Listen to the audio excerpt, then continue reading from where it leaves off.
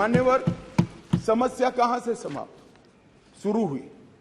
1993 से व्यवस्था चली आ रही थी। कभी भारतीय जनता पार्टी सत्ता में आई, कभी कांग्रेस पार्टी ने शासन किया, कभी ऊपर कांग्रेस का शासन था तब हमारी सरकार थी, तो कभी ऊपर कांग्रेस की सरकार थी तब नीचे हमारा शासन था, मगर कोई झगड़ा नहीं हुआ था, सब कुछ ठीक चल रहा था, क्योंकि किसी की मनसा अधिकार हथियाने की नहीं थी, सेवा करने की। कांग्रेस पार्टी ने भी भाजपा के साथ झगड़ा नहीं किया, भाजपा ने भी कांग्रेस सरकार के साथ झगड़ा नहीं किया, और बहुत अच्छे से चल रहा था, कोई डिस्प्यूट नहीं, कोई झगड़ा नहीं। 1915 में स्थिति बदली और यहां 2015 में यहां स्थिति बदली और यहां एक ऐसे दल की सरकार आई जिसका मकसद, मुझे कोई झिझक नहीं है कहने में, जिसका मकसद सेवा करना है ही नहीं, झगड़ा करना। माननीय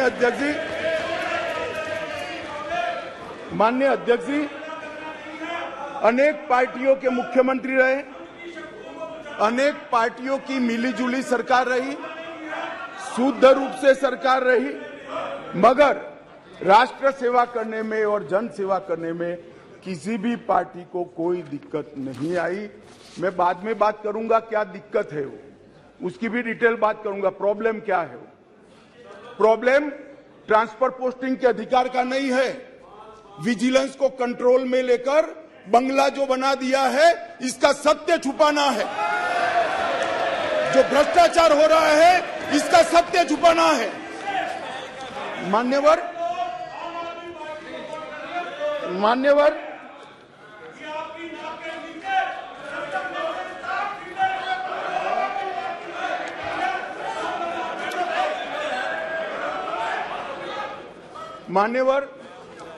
उसके बाद में 15 में अचानक ही दिल्ली राज्य सरकार ने एक विषय सर्कुलर निकाला जिसमें उन्होंने ट्रांसफर पोस्टिंग के अधिकार अपने हाथ में लिए। केंद्र सरकार ने एक नोटिफिकेशन निकाला, उसको हाईकोर्ट में चैलेंज किया गया, हाईकोर्ट का फैसला केंद्र सरकार के पक्ष में आया, इसको सुप्रीम कोर्ट में चैलेंज कर दिया गया, उसमें खंडित जनादेश आया, फिर संविधान पीठ बनी, संविधान पीठ ने कुछ फैसले कर नीचे फिर से 2 जजों की बेंच को दिया, उसमें भी सहमति नहीं बन पाई, और फिर से संविधान पीठ बनी जिसने अभी फैसला दिया। मान्यवर, वो जो इंटरप्रिटेशन है, वो इंटरप्रिटेशन उन्होंने कानूनी और मॉरल दृष्टि से नहीं किया। उन्होंने इंटरप्रिटेशन कानून की स्थितियों का करते हुए ये कहा है कि फिर भी दिल्ली देश की संसद को और भारत सरकार को दिल्ली संघ राज्य क्षेत्र के लिए हर प्रकार का कानून बनाने का अधिकार है। वो अधिकार का उपयोग कर एक वटहुकम, एक नोटिफिकेशन निकाला गया, और वो नोटिफिकेशन इसलिए निकालना पड़ा कि संसद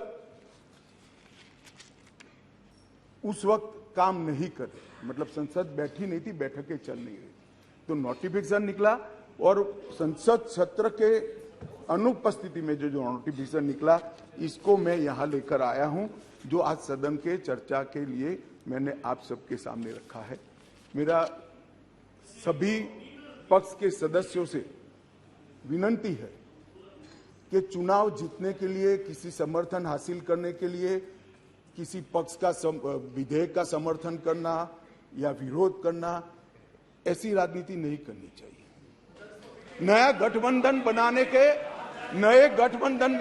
अनेक प्रकार होते हैं, नया गठबंधन बनाने के अनेक प्रकार होते हैं। विधेयक और कानून देश के भले के लिए लेकर आते हैं, इसका विरोध या इसका समर्थन भी देश के और दिल्ली के भले के लिए करना चाहिए। अगर हमारी राजनीति में थोड़ी स्वीकृति कम है तो सबको मिलाना है, दिल्ली का जो होना है वो हो, जितना भ्रष्टाचार होना है वो हो, मंत्री कुछ भी करे, मुख्यमंत्री करोड़ों के बंगले बनाए, मगर हम विपक्ष में रहते हुए समर्थन करेंगे क्योंकि हमें गठबंधन बनाना है। इस तरह से नहीं सोचना चाहिए। मेरी अपील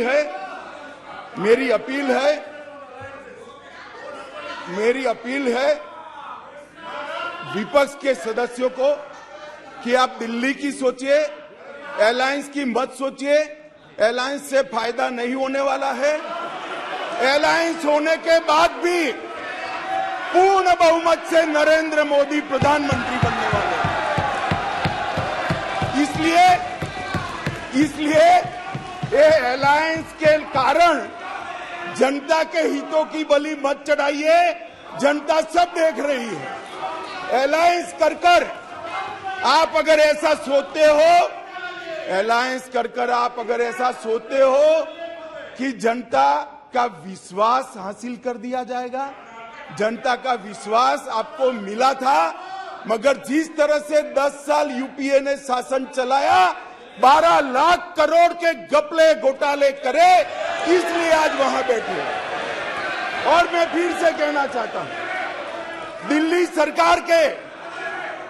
सरकार के घपले घोटाले भ्रष्टाचार को प्रच्छन्न रूप से अलायंस की गरज के कारण मदद कर रहे हो। पूरा देश देख रहा है और पूरा देश चुनाव में इसका हिसाब किताब करेगा। मान्यवर, मैंने ये सदन के सामने रखा है बिल को। मेरा सभी से निवेदन है कि अलायंस के मद्देनजर इस पर अपना अभिप्राय न करे। देश के और राजधानी क्षेत्र के भले के लिए न्यूट्रलिटी से बात करें। और वैसे भी मैं बता देता हूं, विशेषकर कांग्रेस पार्टी वालों को, कि ये बिल पारित होने के बाद वो अलायंस में आपके साथ आने वाले नहीं है। तो जो सच है वो करिए। इतना अपील करके मेरी बात को समाप्त करें।